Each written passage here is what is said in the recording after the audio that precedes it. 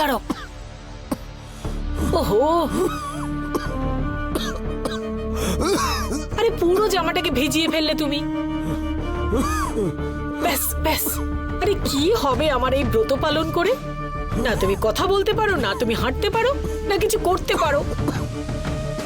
এত বছর ধরে তোমার জন্য আমি মানত করে আসছি, কিন্তু মনে হয় না যে এই জন্মে কোনো মনস্কামনা পূরণ করবে আমার ভগবান। সাবধানে সাবধানে। আসছি আমি।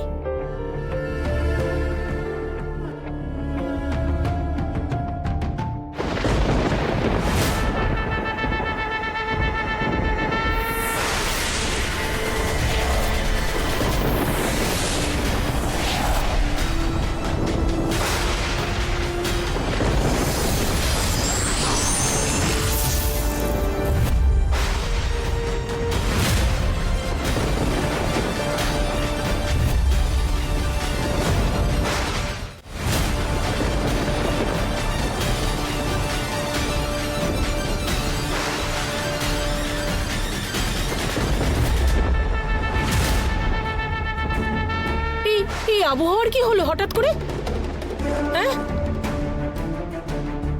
আরে এইভাবে কেন দেখছো আমাকে? আরে তোমাকে আমি কিছু বলছি নাকি? নিজের ভাগ্যকে দোষারোপ করছি।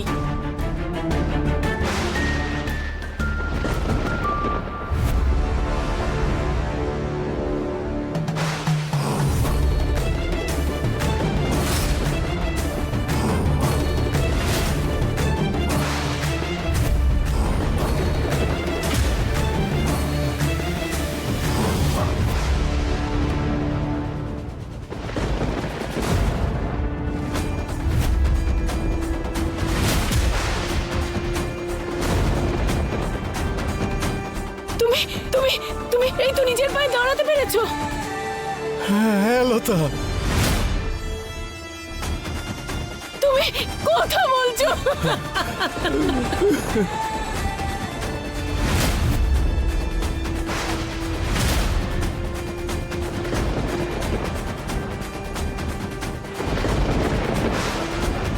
হে ভগবান, তোমাকে যে কিভাবে ধন্যবাদ জানাবো।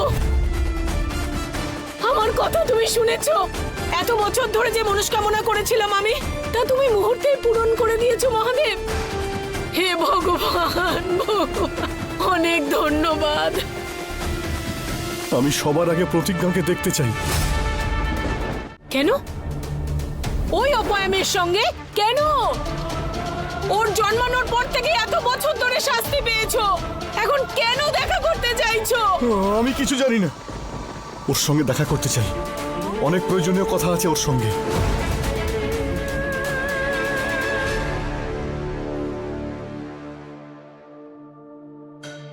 বৌদি, প্রতিজ্ঞা বৌদি, তুমি জানো তুমি কোনো সাধারণ মানুষ নও। আমি দেখেছি আজকে।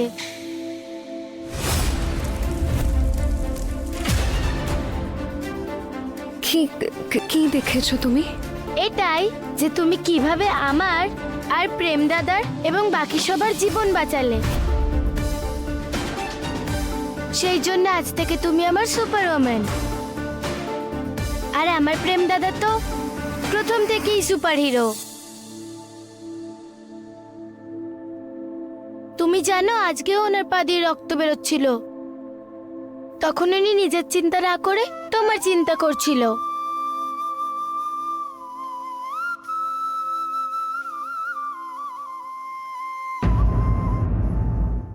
সোনা, হ্যাঁ মা।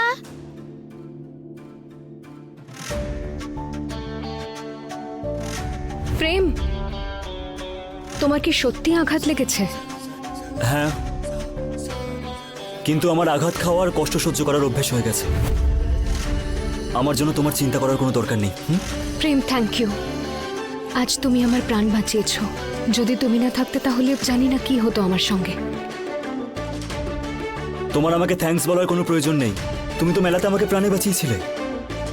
তাহলে ভেবে নাও, প্রেম কারোর ঋণ রাখে না। আর হ্যাঁ, আজ যা কিছু হয়েছে এতে কিন্তু আমাদের মধ্যে কোনো কিছুই পাল্টাবে না। আর এরপর যদি এরকম কিছু হয় তুমি প্লিজ আমার কাছে আসবে না। যদি আমার মৃত্যুও হয় তারপরেও আমাকে প্রাণে বাঁচানোর কোনো অধিকার নেই।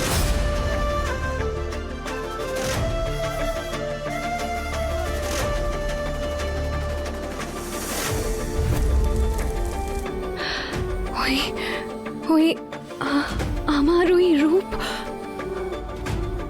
কি দেখলাম আমি আজ? কে আমি?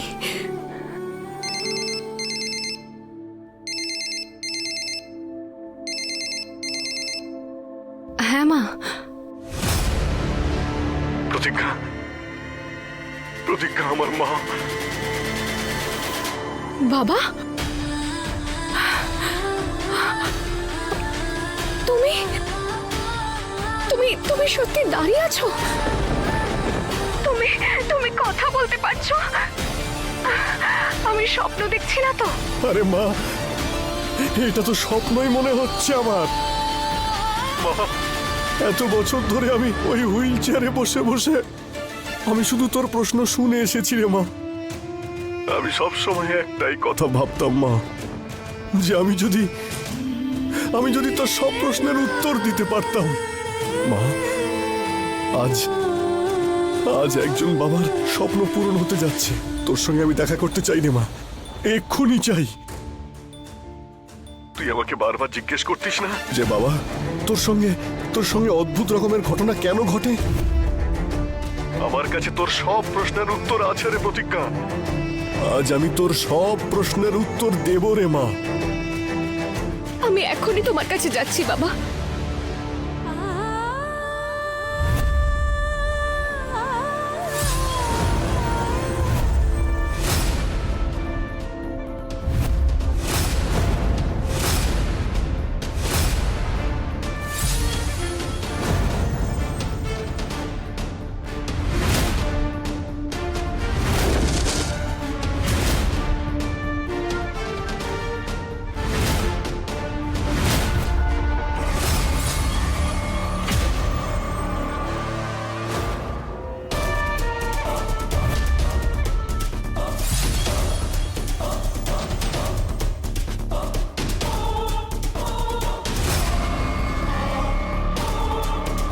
এমন কি শক্তি আছে ওর মধ্যে যে সব ব্যথা সহ্য করে নেয়?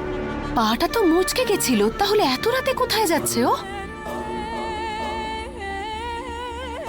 এবার এই কথাটা মাকে তো জানাতেই হবে, কারণ শাশুড়ি মাই পারেন যে এই সাবিত্রীকে লক্ষণ রেখার মধ্যে আটকে রাখতে পারেন।